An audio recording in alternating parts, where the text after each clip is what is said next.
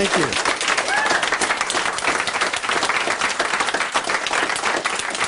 Speaking of Big Tony, before I do this next card trick, I want to tell you a story about one of the first times I ever performed it. And it's a true story, but it contains strong language.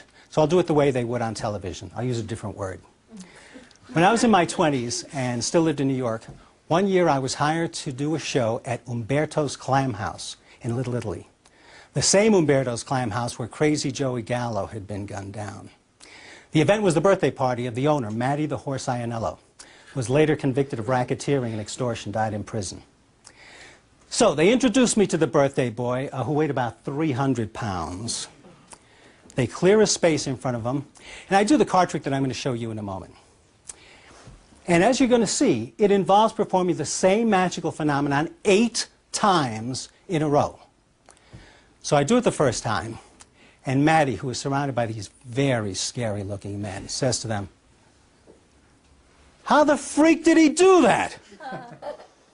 I do it a second time, and he says, "How the freak is this kid doing that?" By now, it's so quiet that I can hear my own blood circulating. I do it a third time. He goes, "Bang! Will somebody tell me how the freak this kid is doing that?" By now, I'm thinking I may soon be joining Crazy Joey Gallo. And I still have to do this 5 times more. But somehow I get through the trick with Matty getting angrier each time. At the end, I expect him to go, "Nobody fools Matty the Horse 8 times in a row and lives. Just ask Jimmy Hoffa." Instead, he shakes my hand and says, "Kid, that was freaking great." And I was hired to do that show every year after that till I moved out of New York. So I would now like to show you the card trick that I have ever since thought of as my near-death experience.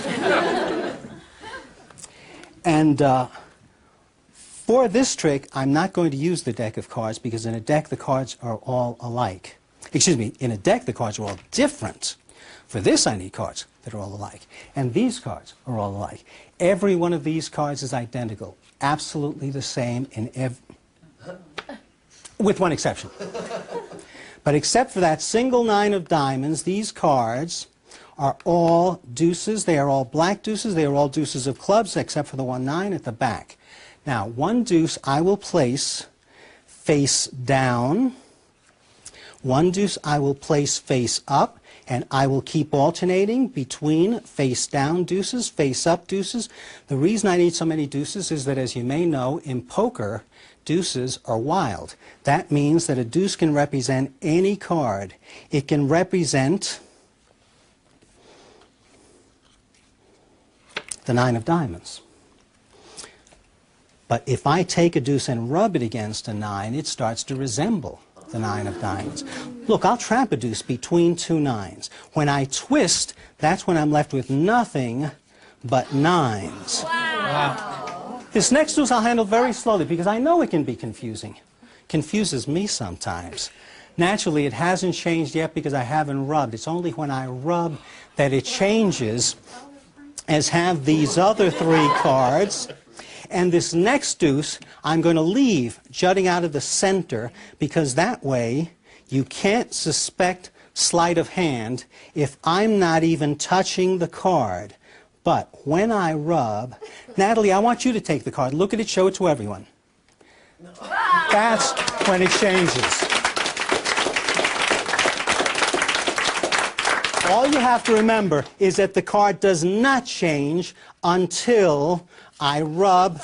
That's when it changes, as have these other cards. And you know, I can change these cards not only 1 at a time, I can even change them 2 at a time because I can take 2 deuces at the same time, face to face. If you do 2 at a time, face to face, it's a little different because if I rub, they will change.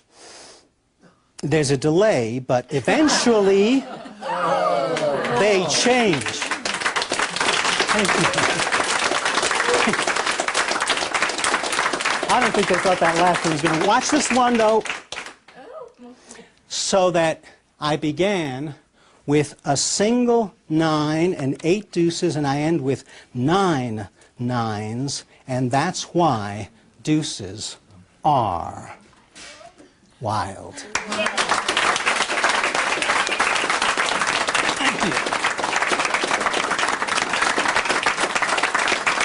Thank you. We're going to do one last one. But before I do the last one, I want to thank you, Janelle, for helping me during the different card tricks.